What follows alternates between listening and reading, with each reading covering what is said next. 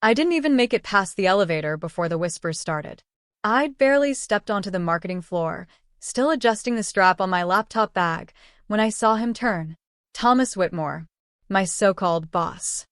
Cold eyes, jaw locked, like he'd been waiting all morning for someone to humiliate. Before we begin, drop a comment and tell us where are you from and from which city you're watching our videos? And after watching the whole video, don't forget to tell us what would you do in this situation? Be honest, tell me in the comments below. We read every comment. Let's begin. He took one long look at me, at my dark-washed jeans, my navy blouse, my flats, and sneered like I'd walked in wearing a Halloween costume. Seriously, he said loud enough for the entire floor to hear. That's what you show up in? The typing stopped. Heads turned. Phones slowly slipped away from ears. Everyone could smell blood. I didn't flinch. Is there a problem, sir? I asked, keeping my voice even. Not weak. Not apologetic. Just calm. He marched straight toward me, eyes narrowed. A problem? Yeah, there's a problem. This is a professional workplace, not a weekend garage sale. There it was. The insult. The public moment. The beginning of the scene he had clearly rehearsed in his head. I wasn't informed jeans violated the dress code, I replied, still composed. But I could already feel the tension in the room thickening. You weren't informed because I didn't think anyone needed to be told not to look like a customer at a truck stop, he snapped. I glanced sideways, a few people smirking behind their screens. A couple others staring down into their coffees like cowards. He leaned in closer, his voice lower now. Let me make this clear. You're done here. Pack your things. You don't belong. My heart didn't race. Not even a flicker of panic. Because what he didn't know, what none of them knew, was that I wasn't some clueless new hire who didn't read the employee handbook. I wasn't here because I needed a job. I was here to test them. All of them. They thought I was just another applicant in a cubicle learning their cliques, staying quiet during meetings, eating lunch alone. They didn't know that 2 months ago, I became the majority stakeholder of the very company Thomas was trying to run like his personal kingdom. They didn't know that the real CEO, the one who had built the company before stepping back to retire, had sold me his shares quietly, privately, under NDA. I had kept my identity hidden for one reason only, to see what kind of culture I was inheriting. And let me tell you, today gave me more answers than I needed. But I didn't say a word in that moment. I just looked him straight in the eyes and smiled. Understood, I said. And I turned around and walked out of that office while they stared after me like I was a nobody. But they were about to find out just how wrong they were. 3 hours later, I was sitting in a private conference room across town, wearing a black tailored suit and heels sharp enough to cut glass. I logged into the executive system from my personal laptop and opened the HR access.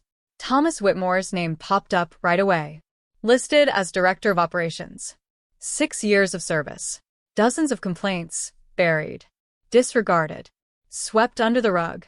I flagged every single one for reinvestigation. Then I sent a calendar invite for an emergency 9 a.m. executive meeting the next day. Subject line, new leadership direction, attendance mandatory. I was done playing undercover. Now it was time to introduce myself. And no one in that room would be ready for what I had planned. The next morning, I didn't enter through the side door like before. I didn't ride the regular elevator with the rest of the employees. And I definitely didn't walk onto that floor wearing jeans. I arrived at 8:42 a.m. sharp in a sleek black Escalade that pulled up to the private parking entrance. Security recognized me instantly. They had been briefed just hours earlier. No questions. No ID checks. Just nods and a quick, "Good morning, Ms. Dalton." I stepped out of the car in a charcoal gray power suit, my hair tied up in a tight, clean twist, and heels that echoed with authority. The moment I walked in, every footstep felt intentional. Like thunder. Upstairs, in the executive boardroom, 12 senior managers sat whispering behind coffee cups. They had no idea what was coming. And outside that boardroom, a crowd had gathered. The entire floor had heard the rumors. Whispers of a surprise meeting. Something big. Something unusual. Thomas hadn't shown up yet. Typical. But I had arrived 20 minutes early, not to wait for them, to watch them, to see the looks on their faces when reality slapped them harder than I ever could. At exactly 9 a.m., I opened the doors. The room fell silent. People looked up, confused, some startled, others whispering as they took in my presence like it didn't make sense. Why is she here? Isn't that the girl he fired? Isn't that Wade? Then came Thomas, rushing in 2 minutes late, phone in one hand, latte in the other, arrogant as ever. The moment he saw me at the head of the table, his steps faltered. He blinked like his brain was glitching. You, he said, staring. You're not supposed to be here. I stood up slowly, placed both palms on the table, and looked him dead in the eyes. No, Thomas. You're not supposed to be here. He laughed. Actually laughed. Is this some kind of joke? I didn't answer with words. I turned the laptop around, displaying a screen with the company's ownership breakdown. His smirk fell, and then it dropped completely when his eyes caught the name. Ava Dalton, 51% ownership stake. The air changed. Every whisper outside the glass walls stopped. Every person inside the room, frozen. He swallowed hard. What is this? It's called authority, I said, voice cool and sharp. And you just made the biggest mistake of your career. You're lying. This isn't possible. The board knew last night. I cut in. You didn't. Because I didn't need your approval. You don't have the clearance to even see the shareholder meetings. But I do. Silence. A dead, humiliated silence. I've spent the past 3 weeks working undercover here, I continued, addressing the entire room now. Watching how my employees are treated. Observing who builds others up and who tears them down to feel bigger. I looked around the table. Eyes avoided mine. Faces turned pale. Some of you showed kindness. Some of you looked away. And some of you laughed while your colleague was publicly humiliated over a pair of jeans. My voice cracked just slightly. Enough to make the moment land harder. You didn't know who I was. And that's fine. But what you showed me is who you are. Thomas tried to interrupt. Ava. Ms. Dalton. I corrected coldly. You no longer have the authority to use my first name. In fact. I turned the laptop back toward me and tapped a single key. You're officially terminated. Effective immediately. Security is waiting outside. You can collect your things after this meeting ends. He stood frozen, face red, mouth open like a fish gasping for air. You can't do this, he hissed. I just did. The room stayed silent as he stood there, paralyzed by his own arrogance.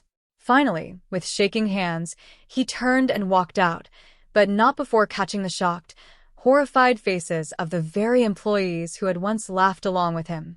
I watched him go without blinking. Then I turned back to the board. Let's talk about rebuilding, I said. Because this company is about to change. After Thomas stumbled out of the boardroom like a disgraced politician, the silence in the room wasn't just awkward. It was electric. No one knew what to say. No one wanted to be the first to breathe too loudly. I stayed standing at the head of the table. I let the silence stretch. Let them stew. Then I said it. Calm. Unshaken.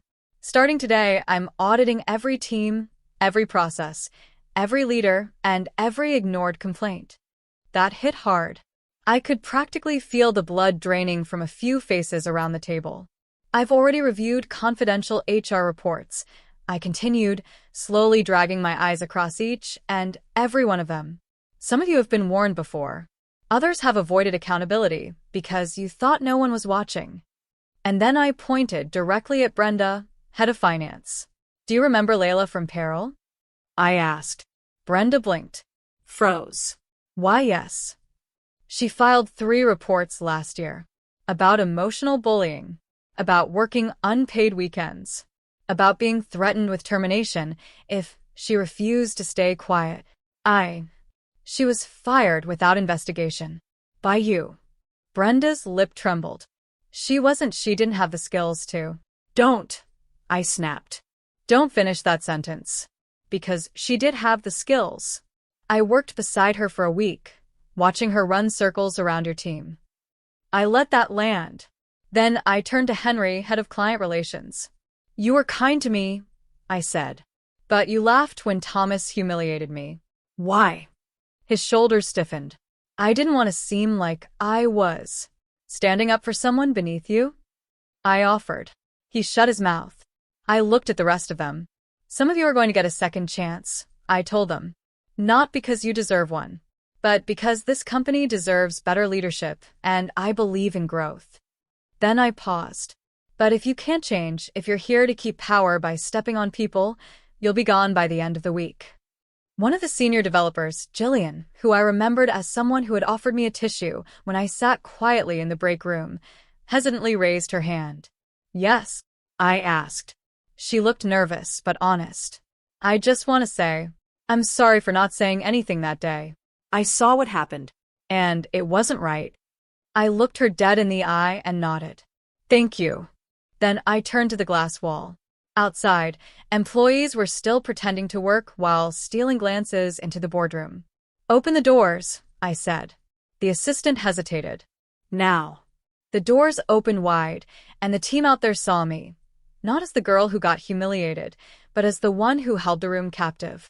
I stepped out. Half of them looked ready to shrink into their chairs. But I smiled, not fake, not condescending. Just steady.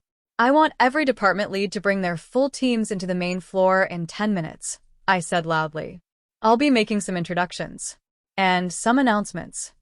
Someone gasped softly. Another dropped their pen. I could see Elise, the team lead who had once ignored me like I didn't exist, stiffen at her desk. I didn't care, because this wasn't about proving them wrong anymore. It was about fixing a company that had rotted from the inside. 10 minutes later, the floor was packed. Standing room only. You could hear hearts thudding if you listened closely enough. I stood on the central platform, mic in hand. My name is Ava Dalton, I began. Until yesterday, you didn't know who I really was. But I knew who you were. I scanned the room. I worked beside you, ate with you, listened to your conversations. I saw who was kind to the new girl, who was too proud to say hello, and who laughed when someone was publicly torn down. A ripple of discomfort moved through the crowd. I'm the majority owner of this company now. And no, I didn't dress the part when I walked in. Because I didn't need to. I let that hang in the air. I was looking for character, not compliance. People were glued to me now. Some of you passed that test. Others didn't. And I'll be honest, I'm not here to punish people who made one mistake. But I am here to dismantle a culture of fear and ego. I could see Layla standing at the back of the room. She had come back for the meeting after I personally called her last night. She was holding her ID badge again, reactivated. I looked toward her as I spoke the next words. If you ever felt like your voice didn't matter here, I want you to know that stops today. A few people clapped. Then more. Then the entire room erupted in applause, hesitant at first, but then it grew. Louder. More genuine. I felt tears sting my eyes, but I held them back, because the real work had just begun. I didn't expect him to show up again. But 4 days later, after I'd already fired 2 senior managers, rehired 3 unjustly terminated employees, and restructured half the leadership, Thomas Whitmore walked right through the front doors of my company. Unannounced. Uninvited. Unapologetic. I was in the middle of a one-on-one with Elise, the team lead who had quietly avoided me during that humiliating moment in the hallway. She was mid-apology, nervously twisting the charm bracelet on her wrist, when my assistant knocked and leaned in. Miss Dalt, Thomas Whitmore is downstairs. He asked to see you. I looked up, deadpan. Did he now? Elise's face went pale. He came back? I stood. Excuse me, Elise. We'll continue in 10. I walked toward the elevator, calm. Cold. Controlled. The floor was quiet. People could feel the tension. Everyone knew he'd been fired. Everyone knew why. But no one knew what kind of man returned to the scene of his downfall without shame. He wasn't just arrogant. He was desperate. I stepped into the executive lounge. There he was, sitting like he still owned the building, legs crossed, elbow over the back of the chair, that same smirk on his face. Miss Dalton, he said like it was still some kind of joke. Looking sharp. I see the throne suits you. I gave you a clear exit, I said flatly. Why are you here? He stood, slow and rehearsed. To talk. Man to woman. I didn't flinch. Make it quick. He dropped the fake smile. You made your point. You humiliated me. Fair play. But this company, I helped build it. You may own it on paper, but I made it run. My systems. My connections. I leaned against the wall, arms folded. You're bullying. You're silencing. Your fragile ego. You mean those systems? His lips tightened. You're emotional. Wrong move. I'm strategic, I said through clenched teeth. And you're 5 seconds away from being escorted out by security. He paused. Calculating. Look, I came with a proposal. I know things about this company, buried accounts, investors you've never heard of, clients with sensitive retention issues. You fire me, fine. But bring me back. As a consultant, I help you avoid what's coming. What you don't see. I took a step forward. Slowly. You publicly fired me in front of 40 people over jeans. You humiliated me to flex your power. And now you want me to hire you back. I'm offering you protection, he snapped. I don't need protection. I need integrity. And you have none. His mask cracked for the first time. You think you're better than me? I stared him down. No. I know I am. That was the end of it. I hit the call button. Security walked in seconds later. I didn't even have to say the words. They guided him out like a rejected bidder at an auction. And I didn't watch him leave. I just turned my back, because he didn't matter anymore. What mattered was the people still here. The ones trying to believe again. That afternoon, I called Layla into my office. The woman Thomas had bullied out of payroll. She walked in hesitant, like she didn't know if she truly belonged yet. You're not just coming back, I told her. You're being promoted. She blinked. What? You're the new head of employee relations. I want someone who understands pain to lead change. Someone who's lived through it. Someone who knows what silence costs. She shook her head. I'm not qualified. You're more qualified than half the people who used to sit in this office. Her eyes filled with tears. Layla, I said gently, I'm not building a new company. I'm rebuilding the heart of the old one. And that starts with people who give a damn. She nodded slowly, then broke into tears. That night, I sat in my office alone. Lights off, skyline glittering through the glass. This place that wasn't healed. Not yet. But it had a pulse again. And for the first time in a long time, so did I. The final weeks felt like surgery, without anesthesia. There were days I walked into smiling faces, and days I walked into cold stares. You see, not everyone wants change, especially those who thrived in the shadows. But I didn't care. This wasn't about making friends. It was about fixing something broken. And maybe, just maybe, finding myself in the process. By week 4, I had a new leadership team in place. People I trusted. People who weren't obsessed with titles or corner offices. People who remembered why they started working here in the first place, because they believed in something. Layla was now head of employee relations. Jillian took over Tech Henry, after owning his silence and proving he could do better, stepped into client strategy. And Brenda? Gone. I didn't fire her with drama. No yelling. No announcements. Just a quiet meeting. Brenda, I said, I read every internal email thread from last year. I saw how you spoke to your junior staff. I saw how you covered for Thomas. I saw the terminations you justified by manipulating performance reports. Her eyes widened. She tried to talk. I raised a hand. Let's not pretend. You know what you did. And I gave you 4 weeks to come clean. You didn't. Her badge hit the table 30 seconds later. I won't lie, it felt good. But it wasn't revenge. It was justice. One afternoon, I passed the break room and saw something that stopped me in my tracks. It was Elise. She was sitting next to one of the new hires, a nervous girl barely out of college, and she was showing her how to organize a presentation. Patient. Kind. Human. I leaned in and said, Nice to see. Elise looked up, embarrassed. I didn't stand up for you that day, she said. And I hated myself for it after. I walked in and sat across from her. No titles. No walls. I used to think silence was safer than speaking up, she said. But now I know it's not. It's just a slower kind of damage. I nodded. We can't undo what we were, but we can decide who we become. She smiled. Thanks for not giving up on people like me.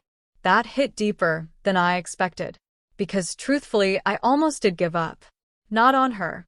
Not on them. On me. The real test came a few weeks later. We were hosting our quarterly all-hands meeting. For the first time, I was speaking not as a guest, not as an undercover owner, but as myself. Hundreds of employees gathered in the event hall. The tension was different this time. Not fear, hope. Cautious, but real. I stepped up to the mic. The lights dimmed. And I told them the truth. 5 weeks ago, I stood here humiliated in front of many of you. Not because I made a mistake, but because I was judged by someone who mistook power for value. He said I didn't belong here. I paused, eyes locked. But I do belong here.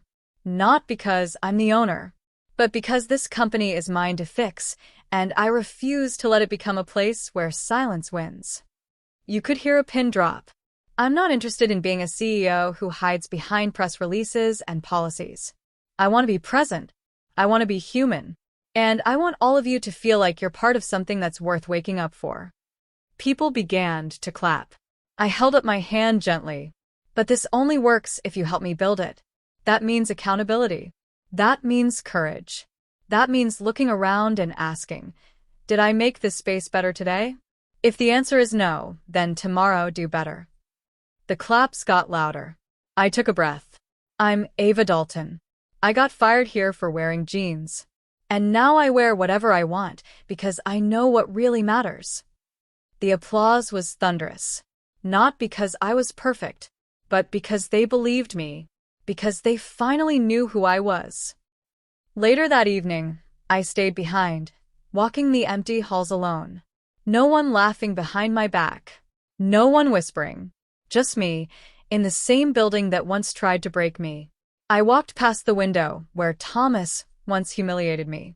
I smiled. Not because I'd won, but because I'd changed the ending. And that, more than revenge, was everything.